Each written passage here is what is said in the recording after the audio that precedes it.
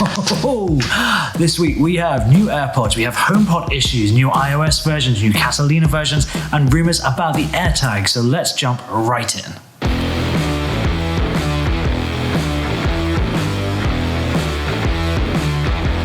So this week, whilst I was out with my family, we were going to do that typical autumn fall thing in America, go to a pumpkin patch.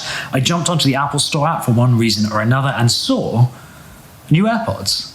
AirPods Pro dropped yesterday. They are shipping to dispatch on the 30th of October. I've already ordered mine. They should be here tomorrow. I may go to the store first thing and pick some up anyway, just to make sure I get them on the launch day. But they look pretty cool. Match a lot of the rumors. We have active noise cancellation, an interesting new venting system where you should not feel any of the pressurization issues. It's one of the big problems I have with the in-ear, like the rubber-tipped AirPods, is I hate the fact that it always feels like your head's in a bucket. Hopefully with this venting system and the application of transparency mode, which a lot of the headphones have nowadays, where you long press, new touch controls by the sound of it, long press on the AirPod itself, AirPod Pro itself, and then I'll go into transparency mode, which means that the active noise cancellation is turned off, which is cool. And thus, we have active noise cancellation.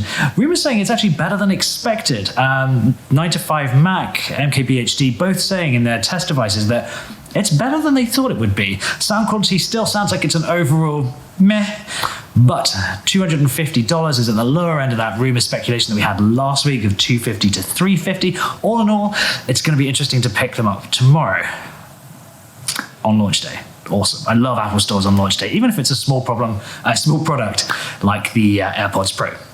That takes us on to what else has been happening in the Apple ecosystem. Well, today, iOS 13.2 dropped out of beta into the public sphere, bringing things like Deep Fusion if you have an iPhone 11, and various bug fixes and more emoji, because you can never have enough emojis, even though iOS doesn't let you search for them, which is infuriating. But iOS 13 rollout seems to have been fairly smooth. It's been quite a stable beta once we got past beta 1, which was nice. HomePod, on the other hand, though, HomePod has been waiting for voice profile so that it can do the same thing as the Echo, which is just to my right, so I'm not going to say its name, where it can identify different people, same as Google Assistant. HomePod was meant to be getting this feature yesterday. It's not got it. What seems to have happened is even in the Apple stores themselves, 13.2, or the release for the HomePod, has just turned them into really expensive, slightly attractive paperweights, which isn't great. The HomePod's still costing you somewhere around $300 depending on where you buy it, and frankly, it's not really what you want to have this brand new technology break. Apple pulled the update within hours. I'm very surprised that they actually let it hit the public, because you would have thought when the HomePods go into self-update mode overnight before the store opens that this would have been caught. Perhaps the iOS system doesn't roll out as much or as well as I think it probably should in the retail stores. But 13.2 is currently pulled for HomePod, so you'll have to wait a little bit longer if you wanted those voice profiles. And if you wanted the feature that I would really like, which is the handoff, audio handoff. So you come in, you tap your phone on your HomePod, and it hands over to the speaker. It's a really good feature, something that probably should have been there from launch. Once again, Apple releasing potentially beta software, or beta hardware rather, and then filling in the software gaps as it goes. Hopefully they're going to fix that this week. I'll let you know if they do. We've also had new versions of Catalina dropping, with 10.15.1 finally with us, and that brings something kind of novel for the home security and HomeKit environment, which is HomeKit Secure Video. It's a great feature. Again, something that should have been there for a long time. And the rest of the Catalina updates seem to be around the extra 70 emoji. Again, you can never have enough. At least you can search them in macOS, which is nice and would be novel if it found its way to iOS, but hey. And the rest of it has really been bug fixes, because, you know, in Catalina, macOS has moved away from iTunes, which is great. Unfortunately, it's gone from having one app with loads of problems to 3 apps with a number of problems. But thankfully, 10.15.1 looks to be fixing a lot of the major ones. From what I can tell, it's been a smooth rollout. But with Catalina, you never really know, because it's often when you start to do something time or process critical that it just goes, sorry, I'm broken. It's probably going to be an update soon.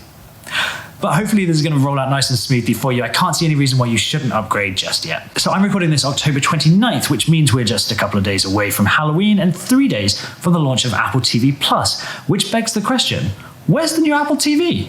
How can they be launching a new streaming service without a new hardware to try and sell hand in hand? I'm genuinely surprised we haven't had an event. I thought there was going to be a fall event. I said last week that perhaps they would skip it. It looks like they've completely skipped it. And maybe we'll get another press release for a new Apple TV. If we do, it probably won't be revolutionary. It'll be iterative. And that's really probably all we were expecting anyway. But it would be nice. It would be nice to get a big upgrade to the Apple TV. There's no reason. It's still the size of a small shopping center. You know, it's still pretty darn big compared to a Chromecast. They have different functionality, admittedly, but you know, it's been that form factor now for what, 3 years? Time for a change, I think.